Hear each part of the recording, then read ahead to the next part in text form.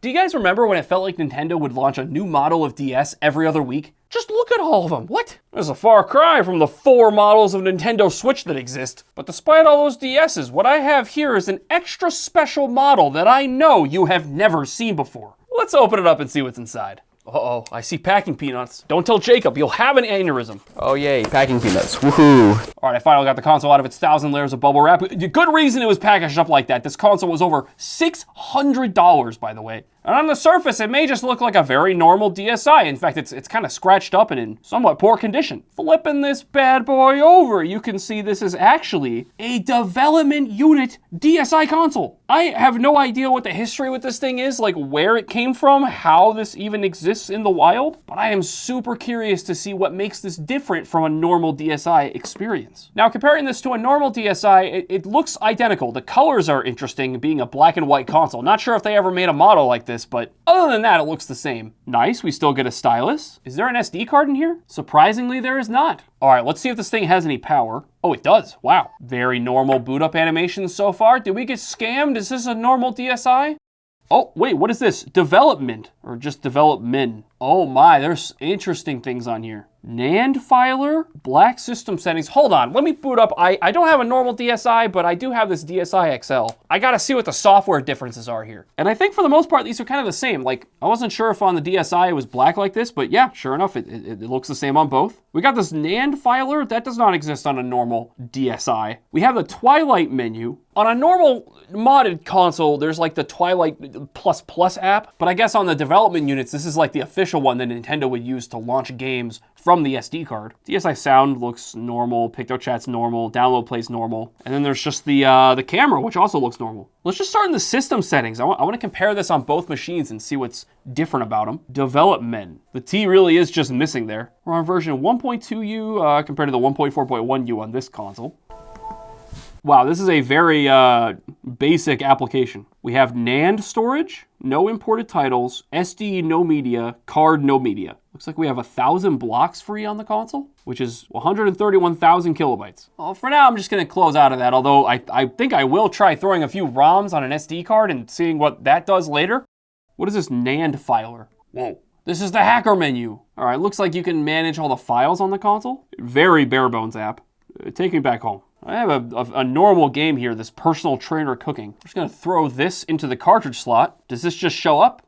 Yes, it does. I would hope this would work on the console, but you know, it's a special dev console. You never know what could happen. And yeah, this is all working fine. The touchscreen all works. Very normal so far. Now I have a slightly less legit game. We have Nintendo New 3DS 4301. It's a normal DS cartridge mostly, so I think it'll work on this thing. Maybe. Yes, Deep Labyrinth Atlas USA Inc. That is indeed what we just threw in there. And you can see here it loads up just fine. And yeah, this lets us just load any of the ROMs that are actually on this game cartridge here. So yeah, I mean, you'd expect this thing to work because cartridges like this are designed to work on any normal DSi, but just interesting to see that so far this development console is completely normal. I am very curious what's going on inside the console. We're gonna carefully open it up and see if it's any different in there. We will do that later though. I think up next, I wanna test out the cameras. Fairly confident these are gonna be normal. Are there any photos? No photos taken, lame. There it is, the camera works great. The back camera quality is,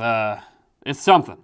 But all right, I'm gonna see if I can throw some things on an SD card, throw that into the console and see if we can run games off of that. I think that'll work. All right, I have an SD card filled with very legit things. Throw this bad boy in here and see what happens. I do have a couple of ideas real quick. Like if I throw a normal game in here, we see it there, okay. I wanna see, we had this file manager. I'm kind of curious if we can see the game on here. No, I just see our stuff and the SD card I just threw in, which is gonna have the ROMs that I have. I mean, I can try running these. Whoa, what the? It opened a hex editor for the application? What in the world? That's kind of crazy. Just get me out of here. I'm gonna accidentally break things if I mess around in there too much. Let's go to the Twilight menu thing again. What is the difference between card and SD? Like, what is card? Well, whatever, let's see here. We have SD. Let's go to our ROMs. There's nothing here. I am still confused. I don't know what this is doing. I was kind of hoping I'd be able to have just some straight up ROM files on here and I could just launch them through this menu, but I guess not. Well, what can I do with this? All right, guys, we figured out what's going on, kind of. Basically, with a dev unit DS, you need these special .tad files. On a normal DS, you would use .nds files, but yeah, that's what's confusing us here. But we managed to find a few TAD files. I don't actually know if this is gonna work. Basically, you run the TAD file, and this installs it to the internal storage of the console. Let's see what happens here. It's importing. Okay. Will it fail? It might fail. Finalizing. Oh, go back to the home screen. Do we have games? I'm not seeing any games. Okay, it's my bad. It's here in the NAND area now. Run app. Start to run app. Hold on. Oh, we have white screen. Black screen. Oh, Zelda's happening. Let's go. What is happening down here?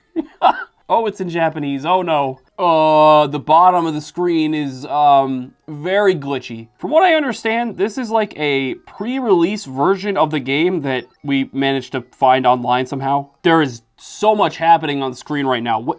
What is all this info down here? This really is like a pre-release thing, because like this info would only be useful to developers. I assume this is on the ROM itself, not necessarily just part of like being a dev unit console. Otherwise, we would see the stuff we are running a normal game, right? Man, I sure do wish I could read literally any of this. All right, well, let's go back. We have quite a few more ROMs we can try out. All right, guys, I got a few more games transferred over. I don't know which is which. We're just gonna start going through. Oh, rated E for everyone. What did I launch? The Ancients Beckon. What am I looking at?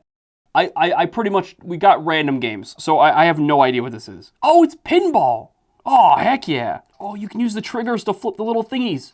Bam. Oh, this is sick. There's not a lot of like dev unit stuff happening here, but this is fun. Oh, I hate this game. Oh my gosh, I only have 600 blocks remaining. All right, let's try the second game. What? From what I understand, these are all like testing ROMs. They're not like full games, I don't think. So even if I could read Japanese, I'm not sure how much of these are gonna make much sense. What is this? That's a banana island. That's where the bananas are made. Take me to the game. What does the gameplay look like? I'm typing things and they're becoming characters. Sure, yeah, good enough. Oh, is this blood type? Yeah, AB. Oh, I don't know what these say. Okay, I think it's asking some like personality or info about you. I don't know. I just want to know what this game is. Like, what is the actual... What? That's enough of that. I was kind of hoping it was a rhythm game, but I don't know what that was. I think that was just a little monkey performance. All right, let's try the third game. Okay, this is Zelda, never mind. All right, last game we'll try here, although I have a lot more I could do. Excuse me? This is the tutorial where you will learn the basics for how to help Aura climb up into the sky. All right, yeah. Oh, I hit A. I mean, this is kind of fun. I don't really know what the goal is here. Wait, what does it say? Aura will flash at the peak of his jump. If you press A or B, the grapple arm will reach extra far. Oh, I messed up. Oh! All right, anyway, it's a pretty fun little game. All right, let's see if I can open this thing up and see what's going on the inside. You know what's interesting? I'm just noticing this, but like, oh gosh, I don't know if you guys are gonna be able to see that, but this sticker for the development unit is actually just placed on top of what I think is a normal DSi sticker. It's like barely there, but I can see another DSi logo underneath this logo. All right, took a little bit of fiddling to find all the screws, but there we go. We have the console open. We'll be pretty careful in here. I don't know if anything's different from a normal DSi. And in fact, I don't think I'm gonna go any further than this. I don't wanna break anything. Let's see here. Looking at an iFixit guide, I mean, this looks pretty much identical to a normal DSi, which makes sense. I think the only actual hardware difference with this console is that it has slightly more RAM. By the way, it is really interesting to see. Let me know down in the comments what you guys think of this crazy dev unit console. Was it worth $600? Yeah, I don't know about that one. And hey, let me tell you guys a little secret. This video up here, I picked it out just for you. So you better click the video or else.